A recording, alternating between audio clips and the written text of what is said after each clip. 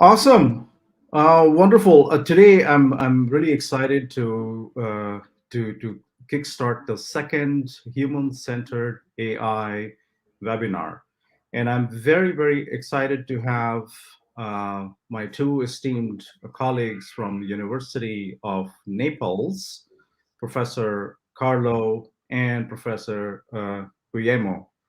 And both these gentlemen are obviously they both are full professors in their own academic fields at the university, and we are very excited to have a discussion today, as you may have seen in the introduction video, around ethics and AI, and can it work together? So what I want to actually do and start with is obviously the introduction. So let me ask Professor Carlo to start with the introduction, and then Professor Guillermo, brief introduction on what is your role within the university, and a little bit about the university, because obviously the most important thing is we're talking about a human-centered AI masters, which the students are so excited to also visit the beautiful city of Napoli, and also be perhaps even do the masters at your university. So we're very excited to hear from you, Professor Carlo. Okay, thank you, Terry. Thank you very much for this introduction. Well, I'm Carlo Sansone. I'm full professor of computer engineering at the University of Naples. I and Guglielmo are in the same department, Department of Information Technology and Electrical Engineering. And in our department, there are several people who works in the AI field, but also in our university, also in our departments, there are other people that actively work in this field. I teach several courses in regarding this matter. This year I'm taking a course on machine learning for our students for the master program in computer engineering. And also, we both are part in a national laboratory in artificial intelligence, which is coordinated by a consortium, the CINI consortium, which involves most of the Italian university. So Perfect. We are quite active in this field for a quite long period. Okay. Professor Guillermo. As far as myself is, well, I'm professor of philosophy of science and technology, but of an expert kind, because I work in the electrical engineering and computer science department here together with Carlo. And what's important in this context is I teach one course for masters and doctoral students, which has to do with the ethics and social implications of AI and robotics. And our students from computer science, AI, robotics, I find them keenly interested in this course because they would like to know about the wider implications of their technological work. And so I have lots of students, and my experience is very good because they really would like to know how and which context their applications will live into and how they will affect the world around. Perfect. So actually, the first question is actually more something which you, Professor Guillermo, can explain. So as a technologist, we all love machine learning. There's so many startups all over the world. A lot of people are learning this technology. How do you explain AI and especially these, the ethical components of AI to someone who is outside of the field of IT, someone who does not know technology? Because I'm sure that is the dilemma you face a lot. So what do you think? How do you explain to someone who doesn't know IT? Forget about AI. Sure. Of course, AI is a big revolution. It's changing our world, will change many other parts of our life that are not yet affected very soon, and also in many cases very useful and trustworthy ways, because some tasks will be performed by machine learning systems better even than humans can perform. But and the ethical, the importance of the ethical look at AI is that, of course, there are ethically sensitive domains. And since AI machines are very good, but are not infallible, where ethically sensitive problems arise, I think there should be a good partnership between humans and AI systems, exploiting the best of both worlds and putting them together. So in some cases, for example, a very good, meaningful human control on what AI systems do is quite important. Why? Because these systems are very, very good, but also have some limitations. And one is to students who will work, for example, in this master will have to get to know what are the limitations. For example, the difficulty of getting reasons, to have reasons of certain decisions, classifications made by these systems. But while giving reasons is a very important from logical, scientific, and even ethical point of view. Why you did not me accept in this school? Or why was I diagnosed with this illness? Or why did I not get a loan? All of these things are very important, and AI systems today are not great about this reason-giving aspect of our life. That's one example. Perfect. We will get back to that. Obviously, it's a very important topic, as you know, all across the world. Companies in America and in China, they are learning. They have a very aggressive strategy to basically create new companies, and we read on a daily basis how everything that is around us, whether computer vision or natural language processing, companies are literally coming like mushrooms out of the ground all over the world.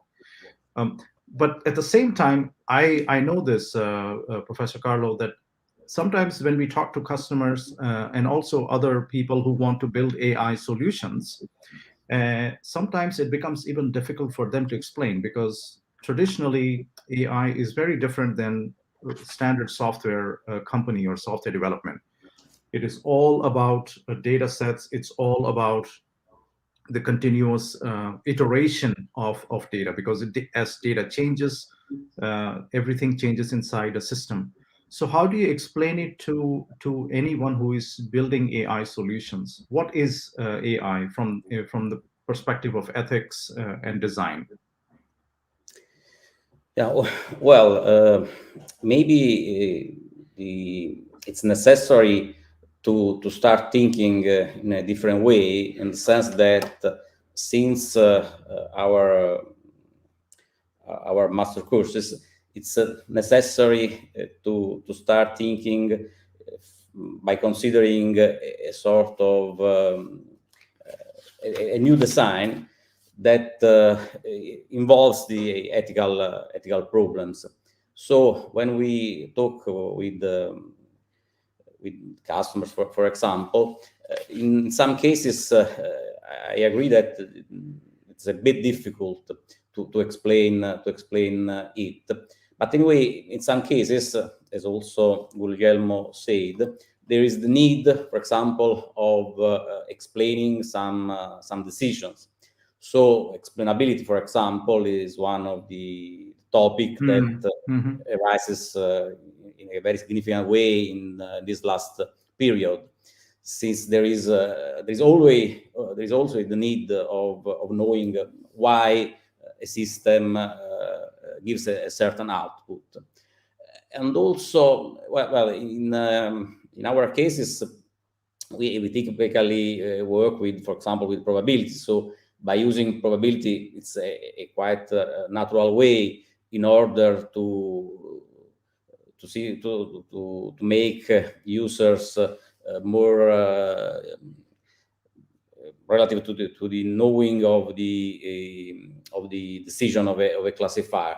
But anyway, there is also significant work to do, since typically, and for example, another problem is that maybe if you want to maximize performance, since one of the requirements is the maximization of performance, and sometimes also in our courses we ask for students to solve a problem, and there is a prize for the student that give us the best solution. for the performance point of view, so the maximum accuracy and so on. Well, this it's not possible to see only to performance, but it is necessary to see the problem in a more holistic way in order to see what are all the implications that a specific solution can have. Passing to another problem, obviously there are also problems when we have to run for a long time, for example, a deep learning algorithm. Okay, so in this case, there are also a significant power consumption, for example. So yeah, exactly. exactly. Also other kind of a problem that can arise, that maybe students it's not able to really know if we only concentrate, but also other people, if we only concentrate to technology. So it's necessary to start thinking in a different way, and we hope that this all the activity that we are in this master can help in this way for this aim. Okay, so what I'm hearing is, I know from the technology side, you're right. At one point, we are trying to maximize performance.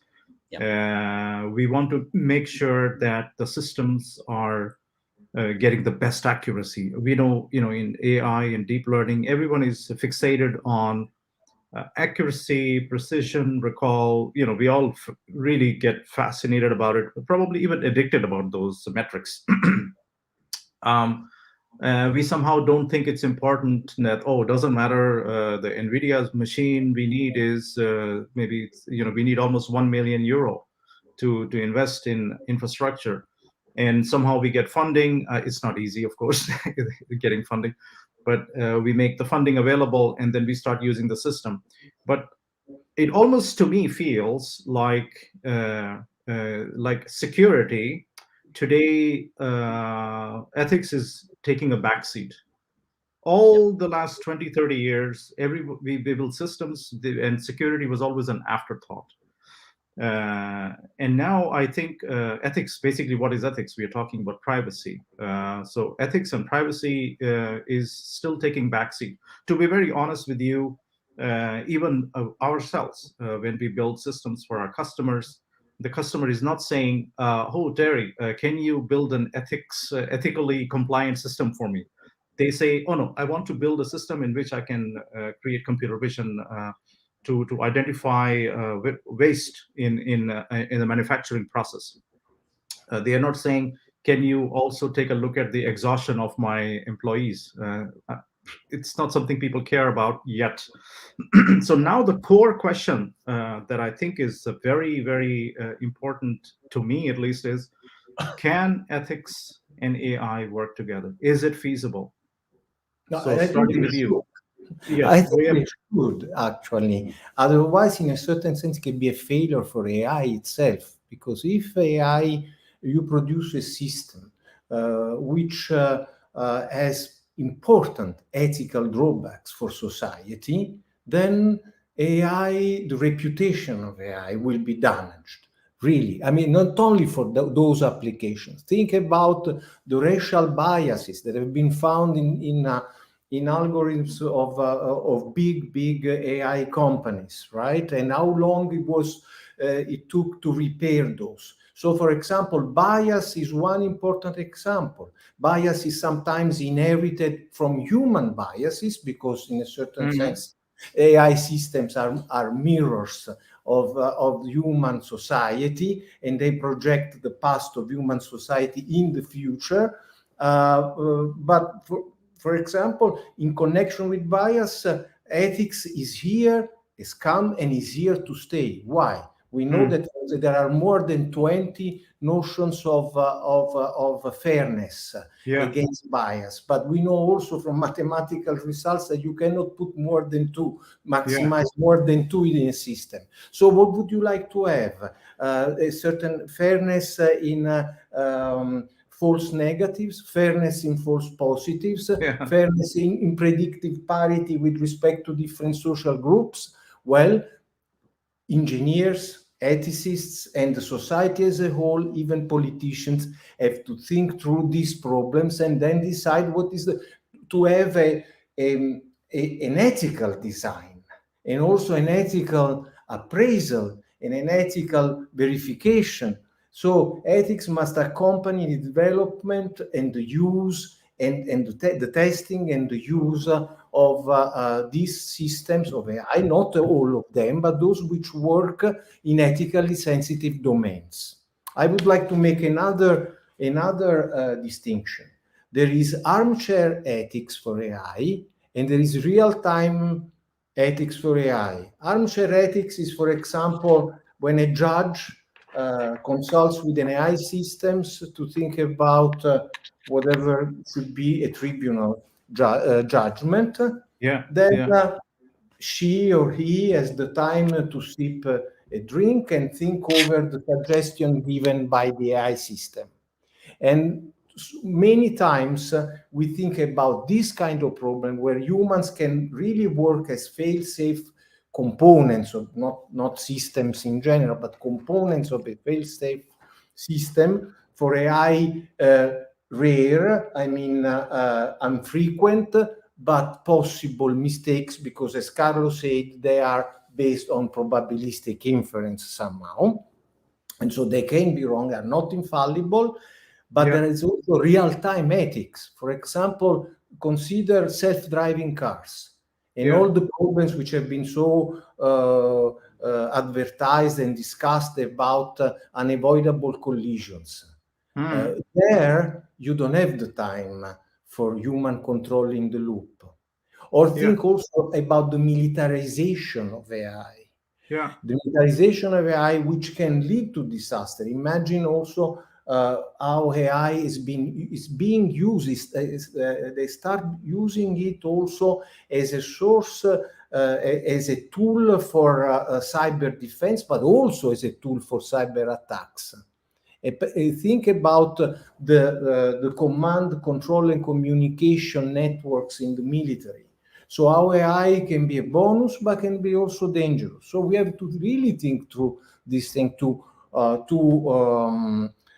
safeguard peace, for example, in case of the military, or the right decisions by real-time systems where the humans cannot be in the control loop.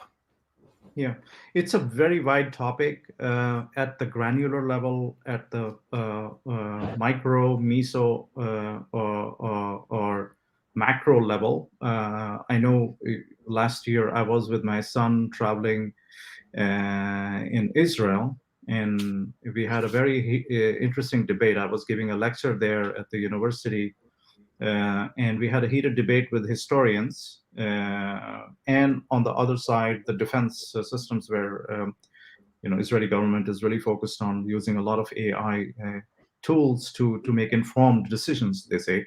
But let's try to kind of just focus on, unless some of our students will end up working in defense organizations. It's a big challenge for them, but let's focus on the society itself.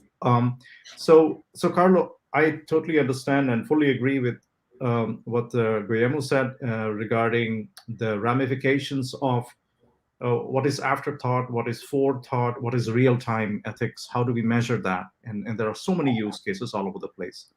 So from your perspective, do you really think, even if is it really feasible to, let's say, as Guillermo said, let's say we were able to or let's say bring maybe 2-3 important features, grouping maybe all the sub features, like I said, what are those 20 features into the 3 big features? What would they be if we were to make a system that is ethics compliant?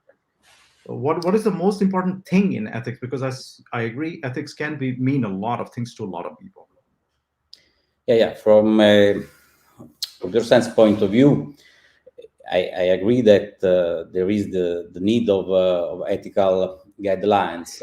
I also see a question about this point, and I also think that it's obviously important to teach about ethics, but I think that it's necessary to have some regulation about the ethical boundaries of AI systems.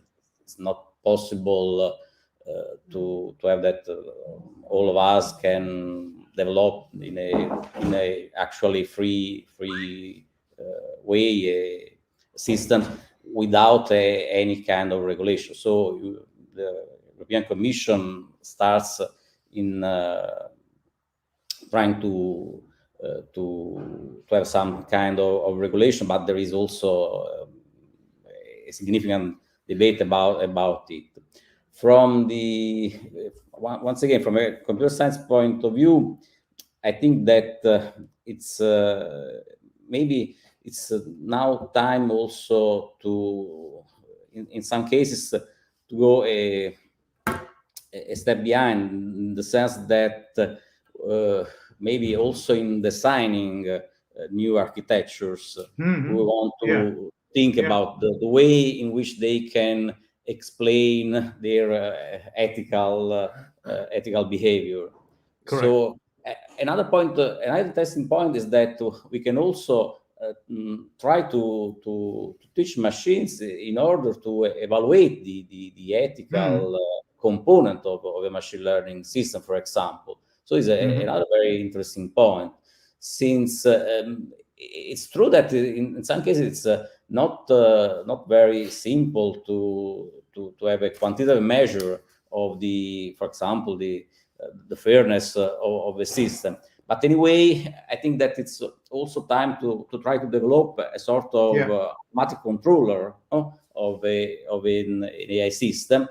And then in this case, we can try to, I'm not sure that it's possible to, at this point, to standardize this task. But anyway, at least we can have some measure. And if we are able to avoid biases also in this kind of measure, maybe we can do a quite good job. Well, I would say that paramount importance, in a certain sense, a preliminary step to all of this is the identification of ethical specifications for a system. But that, like also, there are technical, there are ethical, which will become technical as well. But that requires a lot of brainstorming, because we know that in certain domains there are values which may stand, I don't want to say one against the other, but there may be tensions between different values. For example, self-driving cars, safety. Self-driving cars hopefully will be better than human drivers. Freedom of driving by human beings. Which one we should, what kind of ordering should we make? Which kind of prioritization should we make? All of this is very difficult to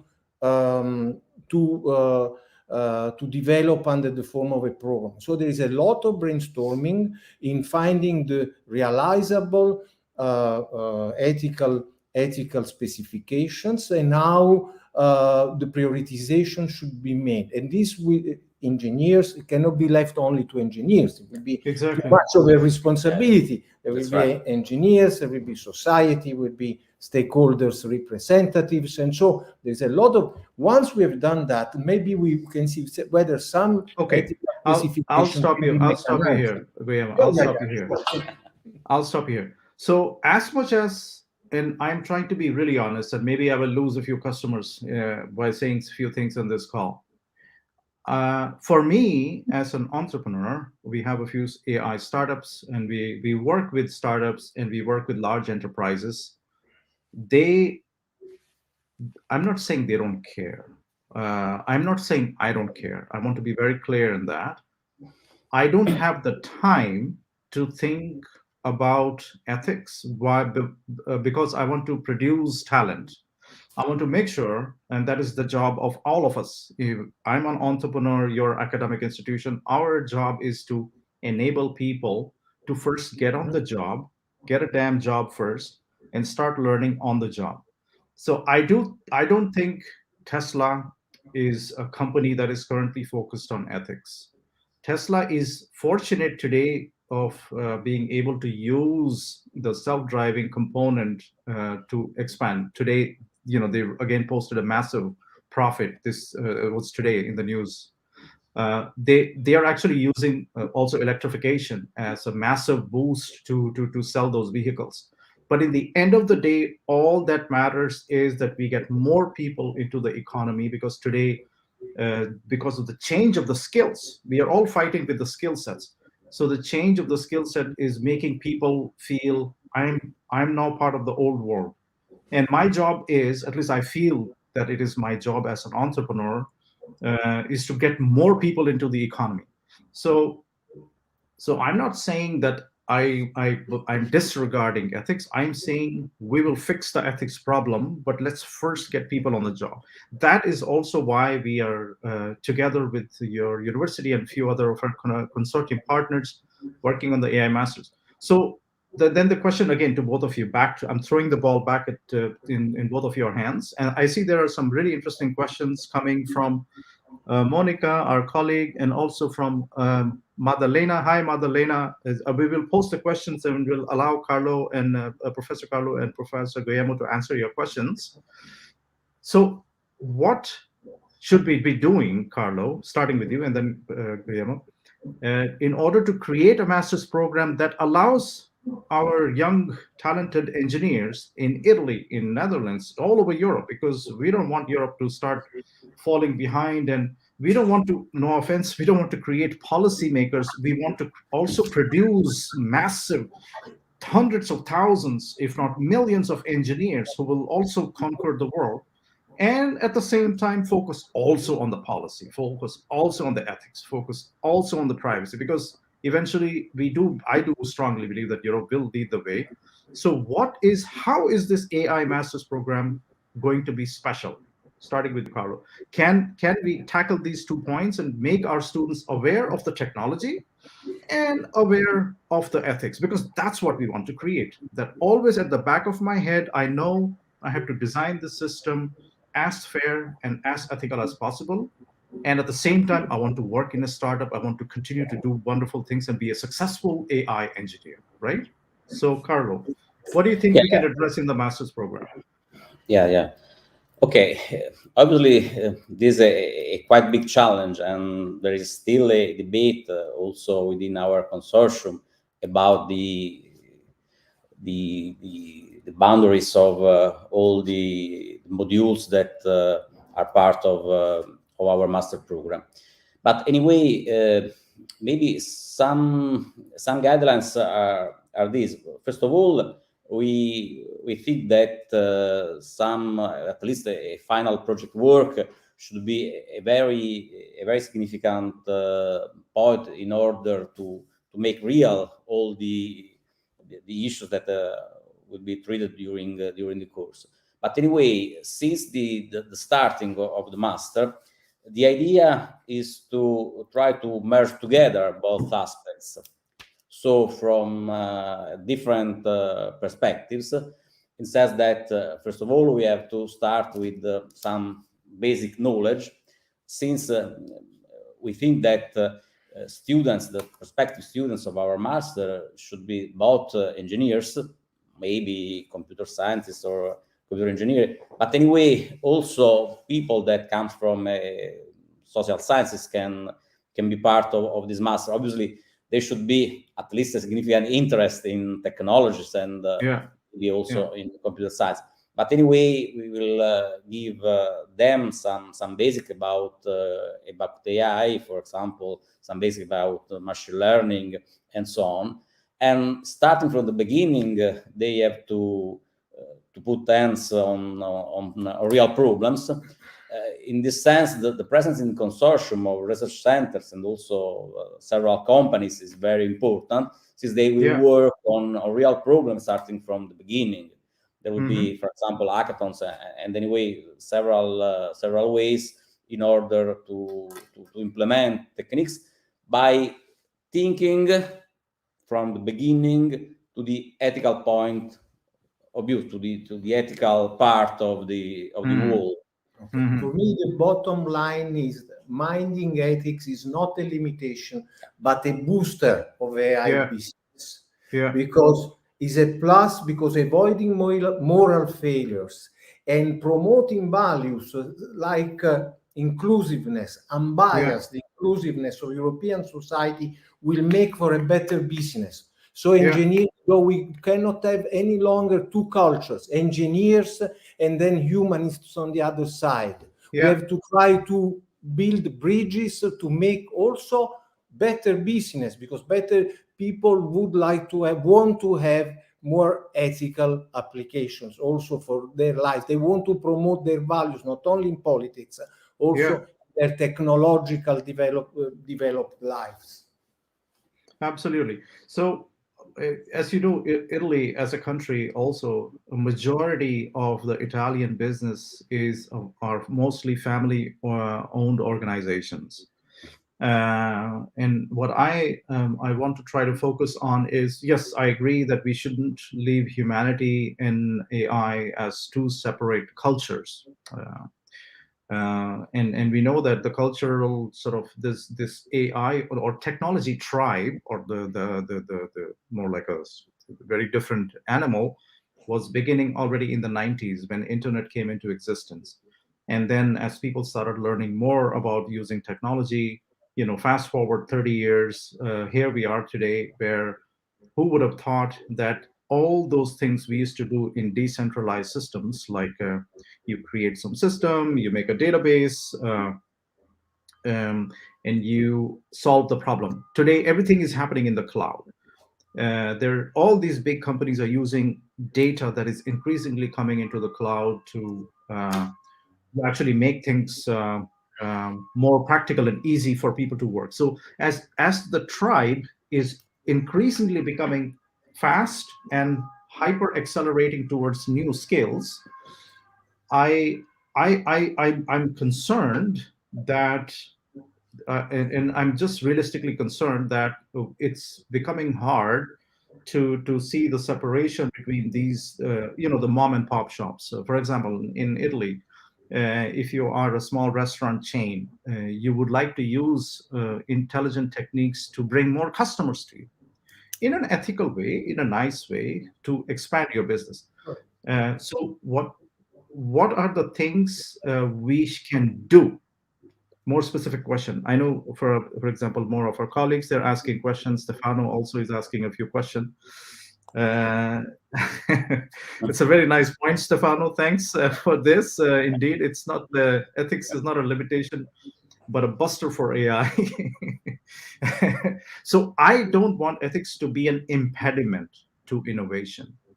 As an example, you know that when there were a lot of investigations happening for a lot of big companies, no need to name names, in the US Congress, the questions that were raised by the congressmen seemed very less educated. In fact, there were a lot of memes. A lot of technology people were saying, "Oh, he doesn't even know how internet works," and he's asking questions. So I think the best way to tackle this, and then I want both of your opinion. And I see we have been talking for 35 minutes, and then we want to focus on these questions from these wonderful people online. So I think the way we can change it is by making policymakers, lawmakers more tech savvy. I think, to be very honest with you, technology savvy, meaning understanding the questions that they are asking. Instead of asking Google a question, like the Google CEO was also there in the Congress, and they're saying, "So Google knows where I am." It's a rhetorical question. I think his question should be more about, if I were to ask you to give me how much of my data you used from the time that I start my day to end my day, and I will question you on each of these aspects for the last month. And so that data persona that you have created from Terry into the digital persona, which is for sale in the market against ad dollars. Uh, and if the value from the data generated from Terry is, let's say, 600 euros or 5,000 euros, depending on if Terry is a celebrity or not, I want to understand that those are intelligent questions which we want policymakers to ask, because no one wants to punish technology companies. The frustration is because the technology is now becoming, as much as it's becoming pervasive, it is also becoming inescapably complicated for people to understand, the ones who should be asking those questions. So as if we can produce professionals who at the policy level can say, hang on, I know what you're saying, but let me just open up this thing and let me do this small system and I will show you what it means, because I have been an engineer. I, as an engineer, know what you're building. Then it becomes a very practical way of making AI and ethics work. And not something which, for example, my colleagues here, Stefano, is saying that it's a buster for AI because it will block the innovation. So do you think that is possible? Oh, yeah. Yeah, I think it not only is possible, but it's necessary. But in a certain sense, it's not a black and white. Why? Because certainly we know in Europe, for example, there are so many impediments to use data for even for medical research. It's so difficult. Yeah. And these impediments have to be removed. Also for good business have to be removed. But on the other hand, would you say that an American or an American politician after the Cambridge Analytica scandal would say that we don't need any regulation at all? Because even democracy is at stake in there. So Absolutely. there should be a proper balance of the two. Okay. At the same time, you say, I want to make more use the cloud, I want to use data centers and make all of this public and available. Why? You said because you want to have more accurate AI systems, but accuracy must go hand in hand with the environmental sustainability. Absolutely. So you also have to advertise your company saying that you are tapping on green data centers, for example, or that your accuracy training procedure does not cost the environment so much that it's really it's much more than the benefits that you get with your AI system. So ethics is very important to be built into. So we have to build these new figures of engineers, professionals who understand that making better business means having a better ethical AI. I fully agree with you. The reason we're having this debate is because it is not a debate we can solve in one day, leave alone in these 40 minutes. Now let's jump into questions. I will start from bottom. There are 4 questions, I think, and then we can close this wonderful conversations. Because I'm also very pleased to share with the rest of the audience here on LinkedIn that it is not just a conversation. In the next 3 years, we are working together with the University of Naples and the Utrecht University here in the Netherlands, in Hungary at the BME University, and TU Dublin, Technical University Dublin, to create a master's. So it will be a heated discussion. We are really excited to get all your students come in here, challenge us, challenge with the hackathons, challenge with all the difficult questions that will come, because eventually we want to create systems that are thinking from design perspective and raising flags that it is great, but it hasn't taken ethics into account. So starting with the first question from Rosa. Hi, Rosa. Rosa De Vivo, she has a question. Those with a degree in human and social science, can they be part of the masters? Carlo. Yeah, in principle, this is possible. Indeed, we are not already defined the requirements for participating to the master. We are also there is also a debate also within our consortium, even if it will be left to each university to define in a more precise way the requirements for each master. I think that it will be possible. Obviously, as I already said, there is need of people who are fascinating with technologies. Maybe it's better if there are some basic about computer science. But anyway, some of another important point is that now it is possible to set up at least basic machine learning systems without specific knowledge about programming. For example, there are several tools that allow us to build systems. So at least in principle, it is possible to explain basics about machine learning also to people who don't come from computer science or from technologies. Perfect. Thank you. And just to add to Professor Carlo's question, Rosa, we quite rightly said these days there are many low code and no code platforms that allow you to very quickly jump into the topic. For example, emancipation of women or in certain regions. You can already do that. We also have social scientists who have had no technical expertise, and they are part of our ethics program as well. So, Rosa, you're more than welcome. Please apply, send over emails. All the emails to or the links to the human-centered AI masters.eu is there on these on this platform. So you can always ask me or ask any one of us, and we'll answer your question. Question, or maybe more. I think we did answer that in one line. Guillermo, what do you think? So ethics is not a limitation but a buster of AI. I think absolutely. Not only, let me about the students who have an engineering background.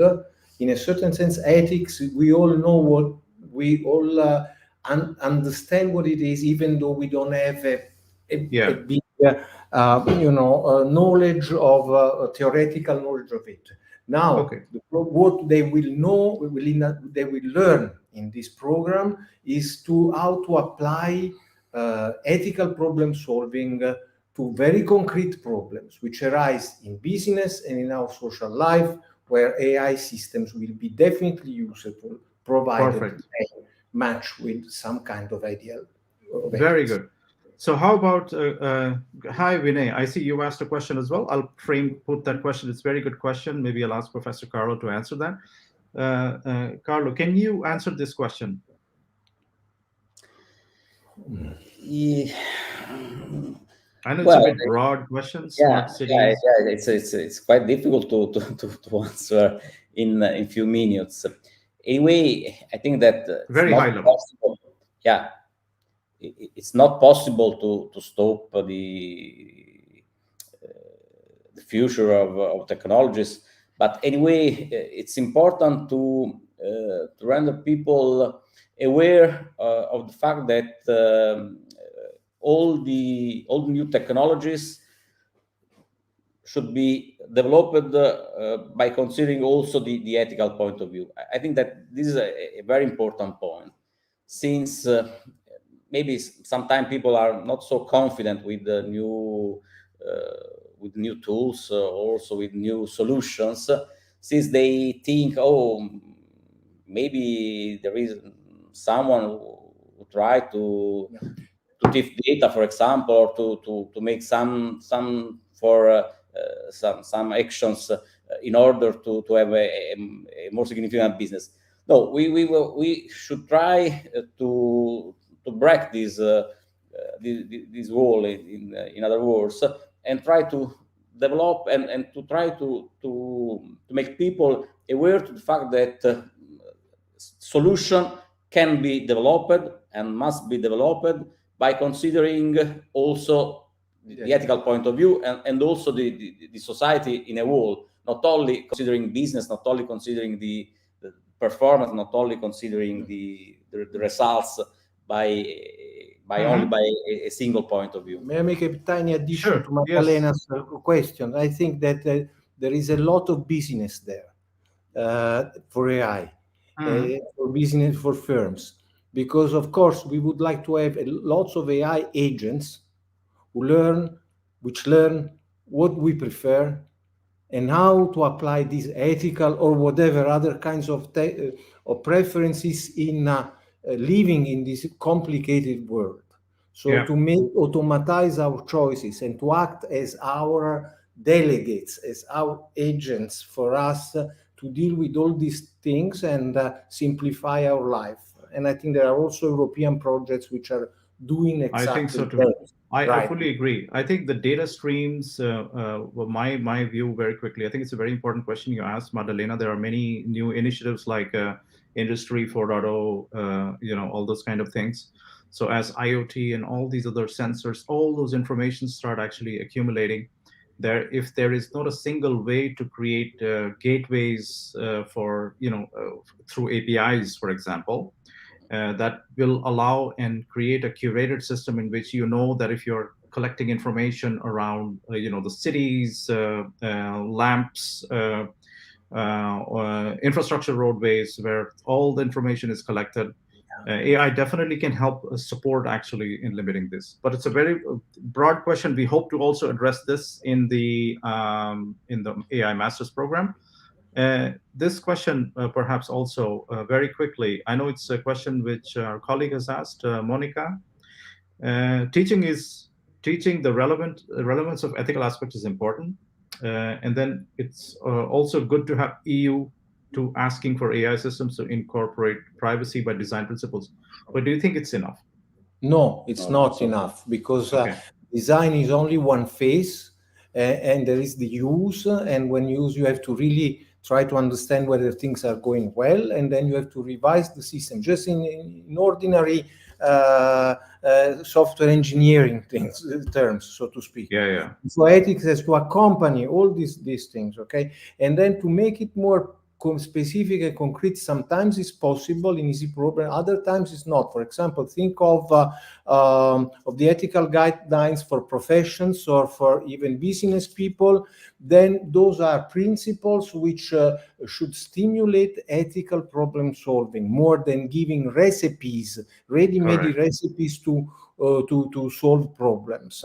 It's a skill that you learn. It's a different sort of skill. It's not demonstrating or proving theorems. It's something that you have to live with, and our masters Perfect. will do exactly And that. I see Monica is agreeing with you. There is another question. I think it's an also important question from one Vinay, asking the question: what is the biggest challenge or hurdle in establishing an all-inclusive AI ethics framework?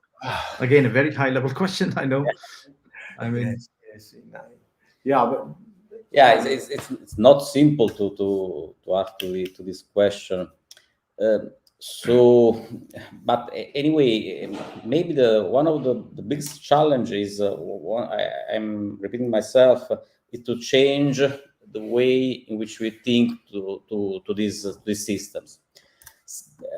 Because if we continue to think of systems, of AI systems, but more in general to computer-based system, to systems that only consider the business, only consider the importance of performance. This is not enough, obviously. So the biggest challenge, I think, is to change mentality, to change the way of thinking for this system, and also to spread the teaching of these stuffs, of these items, regarding the ethical point of view, regarding the fairness, regarding the avoidance of bias in learning system, and so on. Maybe this is the biggest challenge. As you say, maybe some companies obviously are aware of this, but anyway, there is a long path that must long be. way to go. I fully agree. I think a concentrated effort where technologists and policymakers work together to design these systems.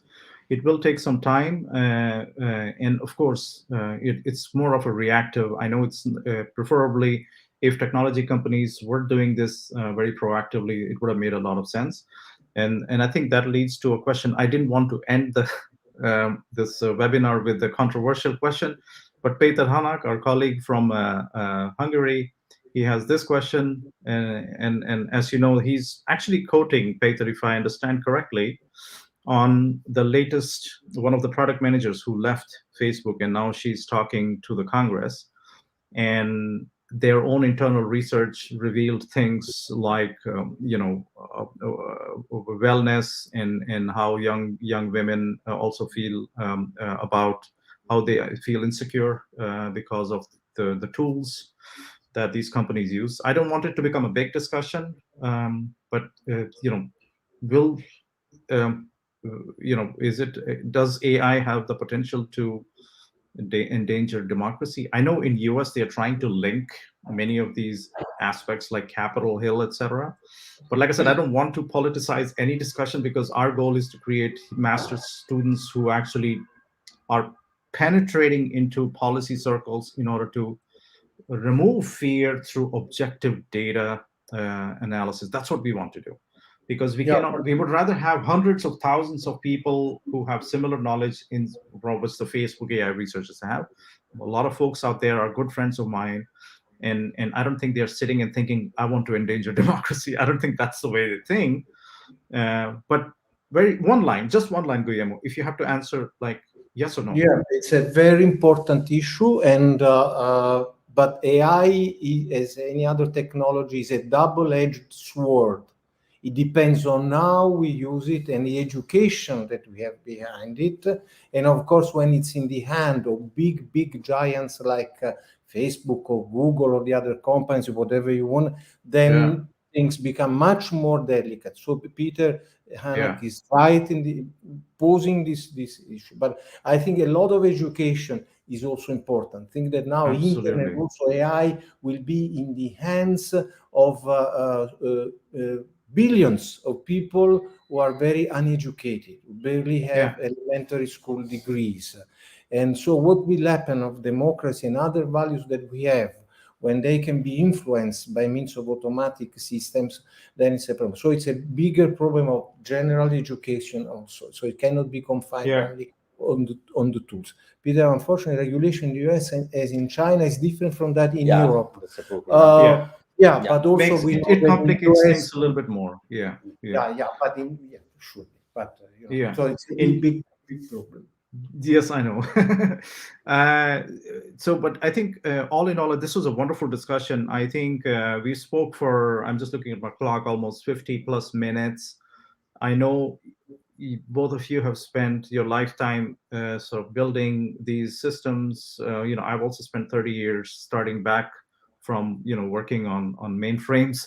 And today, here we are using apps, and suddenly we are not aware of how our data is being used by other organizations. I do think that Europe is taking the right steps.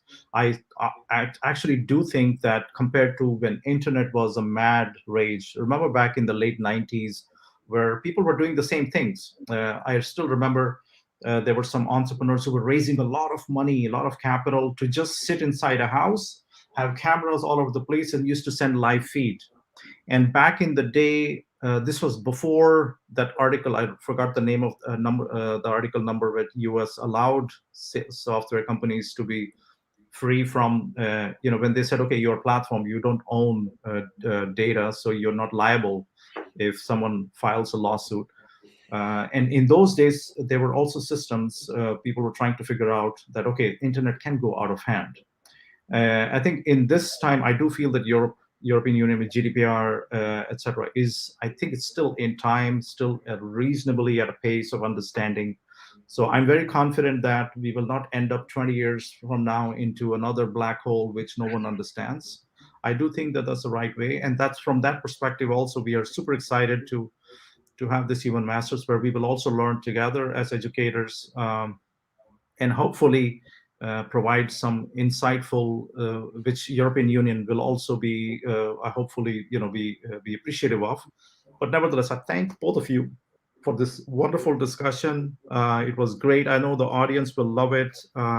For the rest of the audience, all this session is live right now. So you're talking to me. We are sitting actually right now. So we will end this, but it will be recorded. It will be on our website.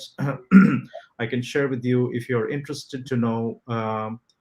I can show you how it is, and then so you have an idea. This is how the Human-Centered AI Masters looks like, and here you can just go to our webpage. I'm just showing you so all of you know.